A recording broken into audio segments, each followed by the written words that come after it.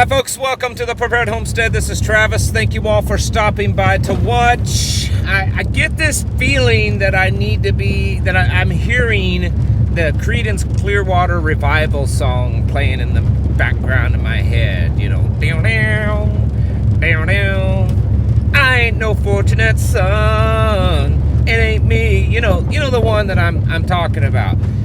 Because I'm getting this reminiscence of Vietnam. I mean, maybe I'm just a little on the cuckoo side, but we've announced that we're calling up, activating, at least that's what the Defense Secretary is saying.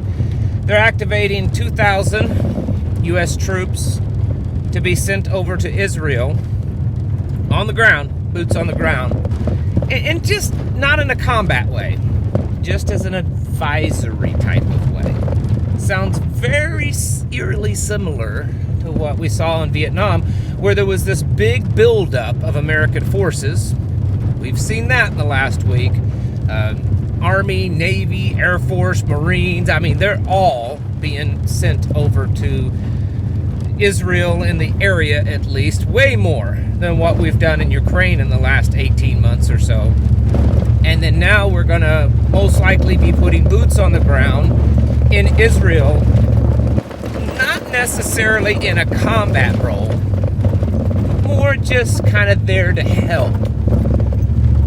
A lot of activity going on in Israel and in this area in the last 24 hours. Israel has been doing a lot of bombardment of Lebanon against Hezbollah, and it looks like into Syria also, and Iran, Russia, several other countries are saying, hey, you're getting kind of past the point of retaliation.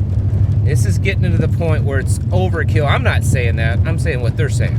It's overkill, and you're bordering on us, meaning Iran, Lebanon, Syria, possibly Russia, getting involved against Israel. This is something that a lot of us have been talking about for the last several days, that could be the possibility that this becomes a greater conflict. I've seen several people say, oh, it's not. This is not going to be that. But I've also seen a lot of experts warn that there is a strong potential that this could eventually become a bigger, wider spread war. It's not looking good, at least in that area.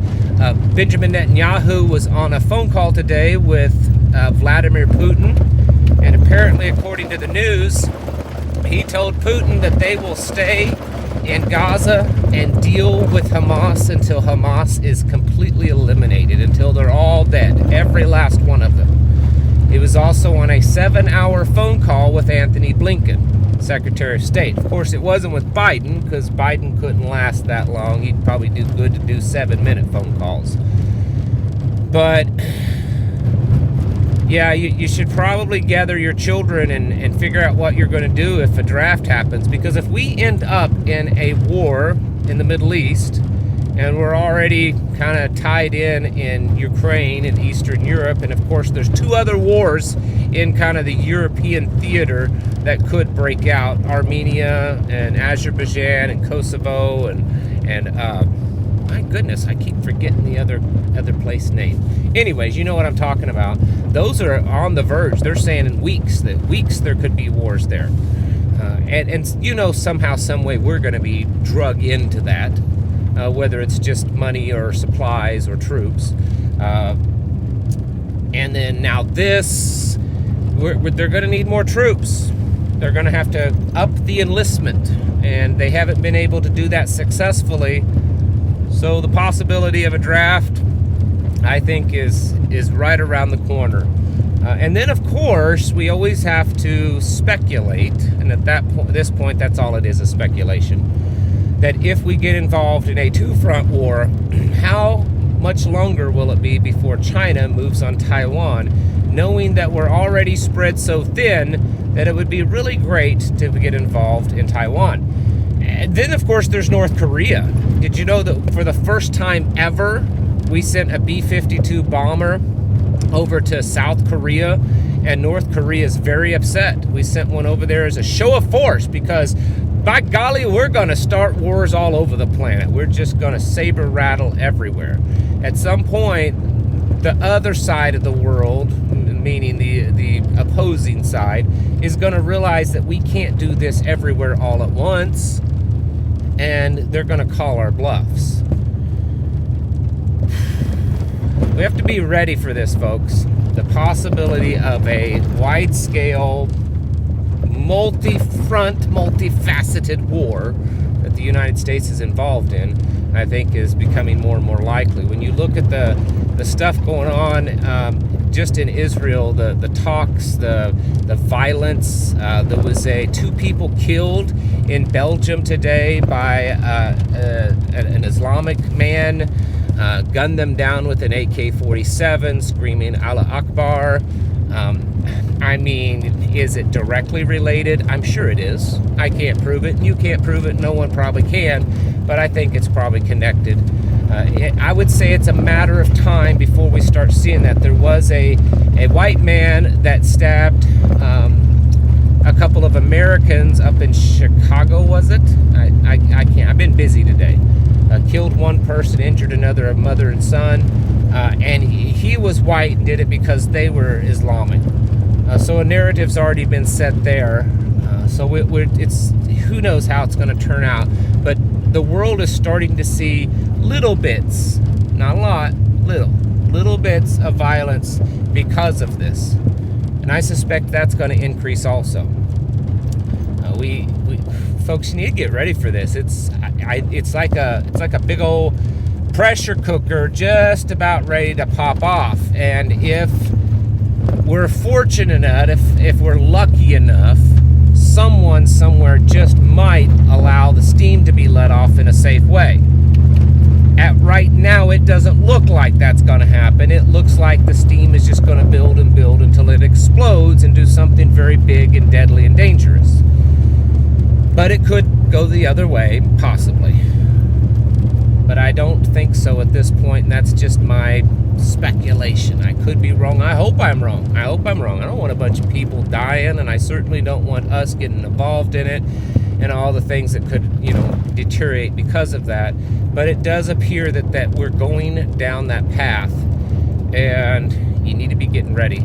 I know I've said this in the last 3 videos, but I've had several people today message and email me telling me about ammo. A lot of people are asking, especially within our tribe, where's the good place to get it? So everyone's been sharing links. Hey, I found this place over here, but they've only got 10 cases left, and that kind of stuff. Probably should be stocking up on that. Body armor.